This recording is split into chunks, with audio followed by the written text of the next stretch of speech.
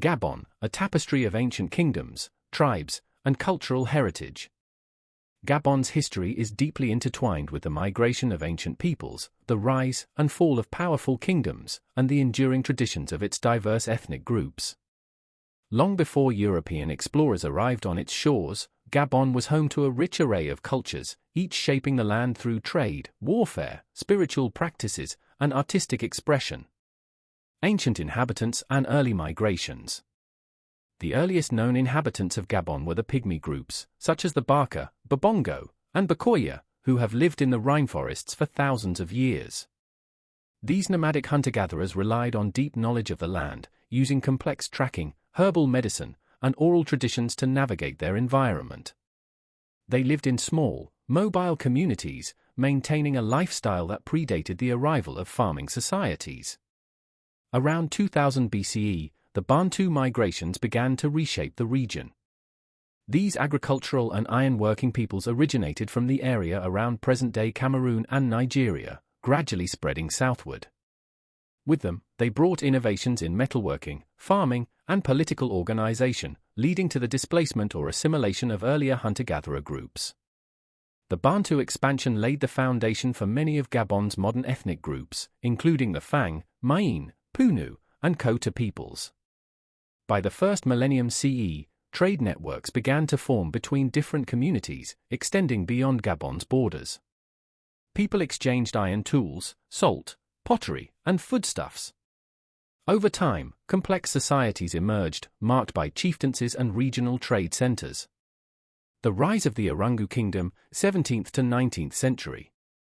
One of the most powerful pre-colonial states in Gabon was the Arungu Kingdom, which rose to prominence in the 17th century. Located along the Ogu River and coastal areas near present-day Port Gentil, the Arungu people were part of the larger Main ethnic group. They were master traders, taking advantage of Gabon's coastal position to engage in commerce with Europeans. The Arungu controlled lucrative trade in ivory, timber, and slaves, maintaining a powerful navy and a well-organized political system. Their kingdom operated as a hierarchical state, with a king, Ombwiri, at the top, supported by a network of nobles, warriors, and merchants. Unlike other Gabonese societies, the Arungu centralized their rule, creating a state that could enforce taxes and regulate trade efficiently. Their dominance, however, declined in the late 19th century, weakened by internal conflicts, European colonial interference, and the abolition of the transatlantic slave trade. As European powers expanded their influence, the once thriving Arungu kingdom fell into decline, eventually being absorbed into the colonial system. The Mpongwe Confederation and coastal trade. Before European colonial rule, the Mpongwe people, another subgroup of the Main, established themselves as key intermediaries between African inland traders and European merchants. Unlike the Arungu, the Mpongwe did not form a centralized kingdom but instead operated through a loose confederation of clans that controlled trade along the Gabonese coast. From the 15th to 19th centuries, they became skilled in negotiating with Portuguese, Dutch, and French traders, selling ivory, rubber, and exotic woods in exchange for textiles, firearms, and metal goods. They also played a significant role in the Atlantic slave trade, though many Mpongwe later converted to Christianity and became early adopters of Western education. As European influence increased, the Mpongwe gradually lost control of trade, and by the late 19th century, they had been incorporated into the expanding French colonial system. The expansion of the Fang people.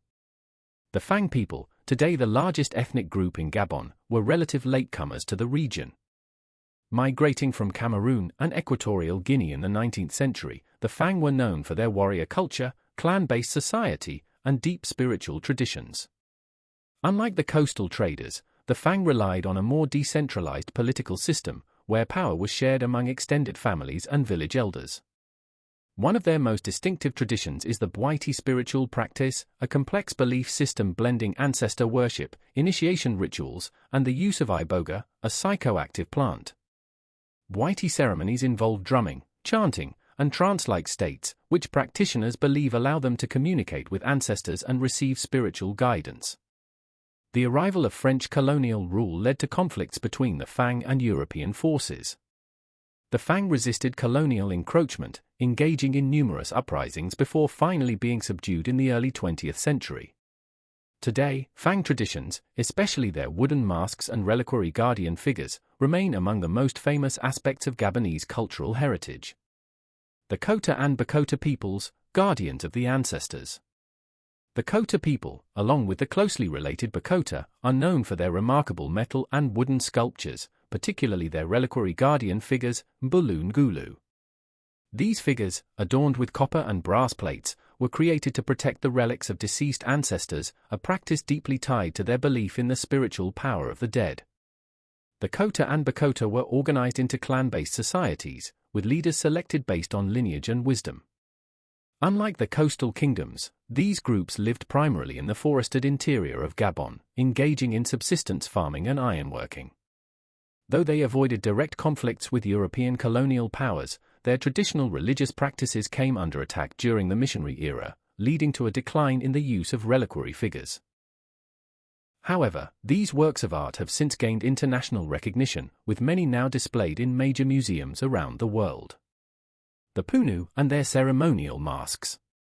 The Punu people, primarily found in southern Gabon, are known for their distinctive white-faced masks, used in traditional dances and initiation ceremonies. These masks, featuring almond-shaped eyes, elaborate hairstyles, and serene expressions, symbolize beauty, wisdom, and the spiritual realm. Punu society was traditionally led by elders and secret societies, who maintained order and guided religious practices.